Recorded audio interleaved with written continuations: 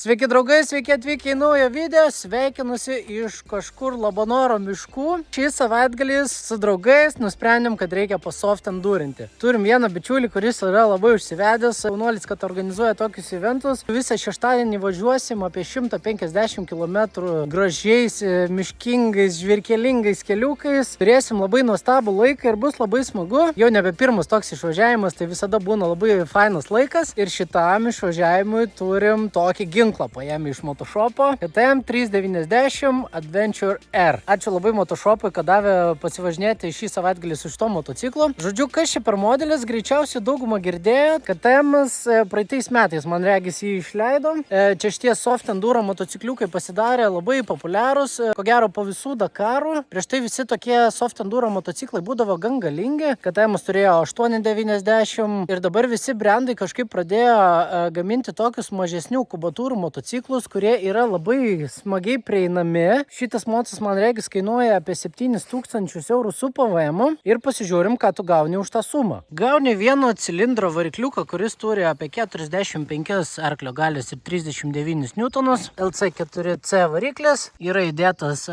VP reguliuojami amortizatoriai, tiek priekyje, tiek gale, bibrės stabdžiai. Visas tas fairingas smagiai padarytas su visu tuo toweriu ir nieko konstruoti nereikia. Teoriškai čia nuėmus šitą daiktą, ten būtų 2 varžtukai ir galėtum GPS čia pasistatyti. Aš dabar telefoną pasidėjau čia. Toks gražus ledinis žibintas. Speedometras, gali pasireguliuoti visokių dalykų. Yra riding modai, yra offroadas, reinas, streetas. Tada gali išsijungti ABS, antipraslydimą, gazo jautrumą gali nustatyti, displejų. Telefonui pasikrauti vairą ir Cable C. Nu ir va, toks įdomus tas motocikliukas. Aš labai norėjau jį pratestuoti. Nuo tada, kai jį jau išleidau, aš galvojau, oha, nedidelė kubatūra, jisai lengvas, man reikia sveria apie 160-170 kg, bet visi, aišku, pradėjo galvoti, ar užteks šitos galios iš 390 varikliuko, ar nebus per silpnas. Tai per šį savaitgalį visą tą reikalą ir išsiaiškinsim. Dabar pravažiavau apie 100 km, važiavau ir asfalto, ir žvyrkeliu, tai žinokit, jis labai smagiai lekia, turi potencialo. Antru bėgiu kyla ant rato, jeigu ant rato kyla, tai jau trauka nebloga. Maksimalus greitis yra apie 160 km per valandą. Amortizatoriai irgi dirba gan tvarkingai. Jaučiasi, aišku, iš vieno cilindro vibracijos, kai važiuoja apie 100-110 ilgesnį atstumą jaučiasi. Bet pasižiūrėsim ilgesnėje perspektyvoje, kaip viskas bus. Nu ir va, tai turim tokią bombelą. Esu prisilakstęs su 690. Žinau, kad tas mocas yra tikras ginklas visiškai offroadinti. Ir su juo tikrai yra smagu. Ir manau, kad jo jaunesnysis broliukas, šitas motociklas irgi turi potencialą būti gerų daiktų. Tai šiandien penktadienis, važiuojam pas Hebrą, visi susitinkam šiandien, pavakaruojam ir rytoj jau pradedam veiksmą. Padangėlės irgi turim tokias iš gamyklos ne visai piktas, tai reikės šiek tiek oro nusileisti, nes reikės maksimaliai gripo. Dar per pirmus kilometrus kažkaip pasibėjau, kad sėdėsina visai smagiai ant šito motociklo, tiek stovint, tiek sėdint gerai jautiesi. Aišku, kai jisai vienu cilindro, jau reikia pažaisti su bėgiais, kaip važiuojant su kokiu dvitakčiu motocikliku. Jeigu nori gerai posūkį išpiešti, reikia bėgių susimažinti. Aišku, 5 bėgių jau nepravažiuosi, bet jeigu nusimesi iki kokio 3, gali labai gražiai praslysti. Man kartais labiau patinka tokie underpower motocikliukai, bet kai juos gali visiškai pilnai atsukti ir išgręžti, negu būna labai galingas motociklas, bet tu su juo bijai taip normaliai atidaryti gazo, nes jis yra labai galingas ir tu nežinosi, ką jisai darys. O šitas kol kas labai smagiai lekia. Tai manau, kad pradedantiesiam soft enduristam tai yra labai geras motociklas. Bet aišku, viską pasakysiu po savaitgalio. Čia dabar yra tokios pirmos mintys mano. Lekiu toliau per miškus. Let's go.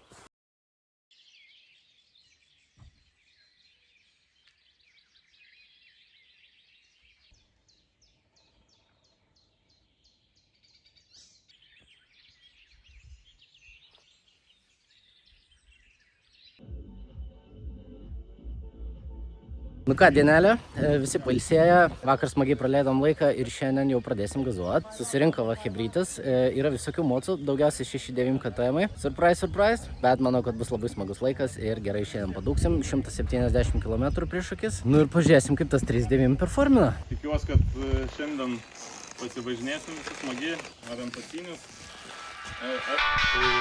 Važiuokit kiekvieną įkalnę, kiekvienas posūkis aklas.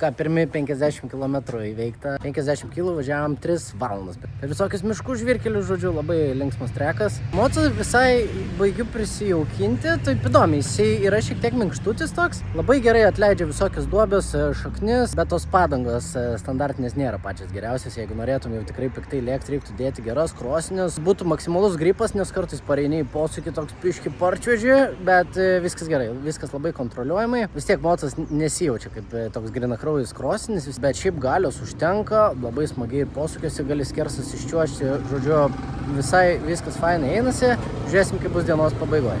Jebra suvažiuoja degalų įsipilt.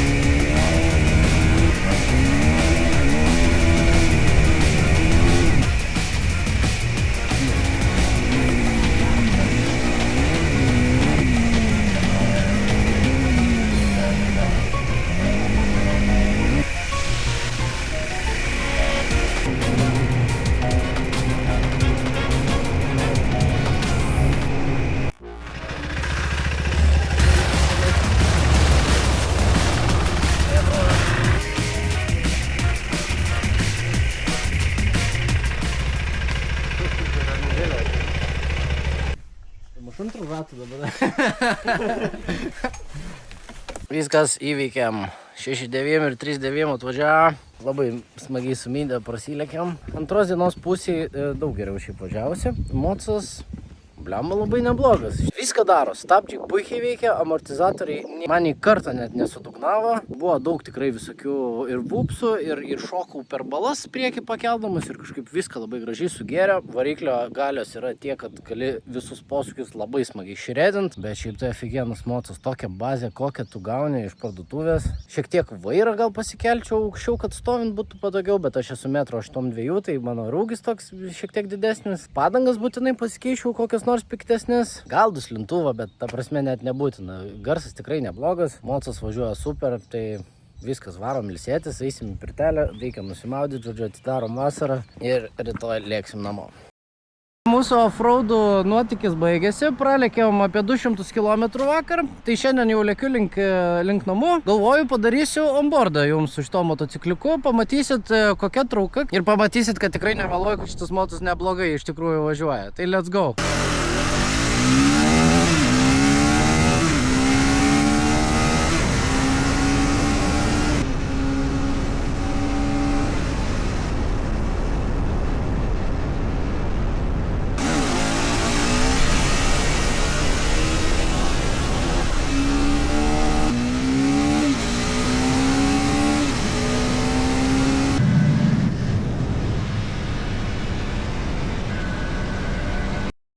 Vilnius pasiektas, mocą ištepėm, dabar reikia viską ir nusiplaut gražiai, kad vėl būtų švarus ir gražus.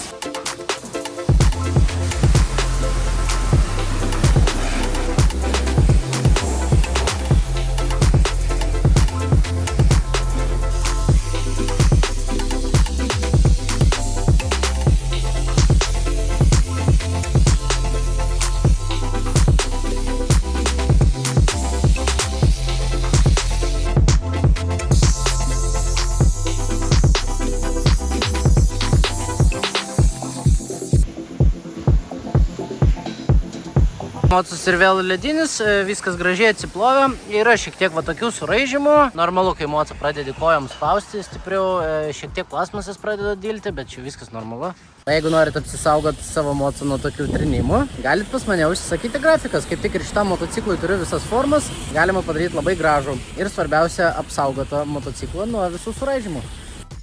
Nu ką, mano savaitgalis su 390 adventure yra baigtas. Labai smagiai prasilėkėm iš tikrųjų su šita raketėlė, buvo labai geras laikas. Mocas atlaikė visus mano išbandymus, lėkė ir greitai, lėkė žvyrkeliais, lėkė miškais, visokiam techniškom vietom, per purvus ir viską puikiai įvykdė, ko aš iš jo norėjau. Tokį Mocą laisvai galėčiau rekomenduoti naujokam, kurie nori pradėti važinėti soft endurinti. Galios čia yra pakankamai, pakaba gera, kuro ryja apie 5 litras. Jeigu esate jau pažengęs ar profesionalas, tai tokį Mocą irgi laisvai galima gręžti ir jisai turi savyje tikrai daug. Aišku, reikia šiek tiek pasitininguoti, pasikeisti padangas, susireguliuoti amortizaciją iki galo ir pasidaryti kitus reikiamus upgrade'us pagal save. Bet man labai patiko ir norėčiau turėti tokį Mocą, užsidėčiau visokių šustrų detalių ir būtų galima keliauti, važinėti, soft endurint ir daryti, ką nori iš esmės. Tai va, tai jeigu jūs norite irgi pasitestuoti tokį motociklą, Motoshopas turi tokią programą, pas juos galima užsiregistruoti, pasimti motocikliuką pralėkti, prieš jį perkant gal. Ar jeigu šiaip tas modelis jūs domina, tai laisvai galite tai padaryti. O aš taip gerai išsimėgau po visos šitos kelionės, pailsėjau, bet visas kūnas dar šiek tiek palūžęs.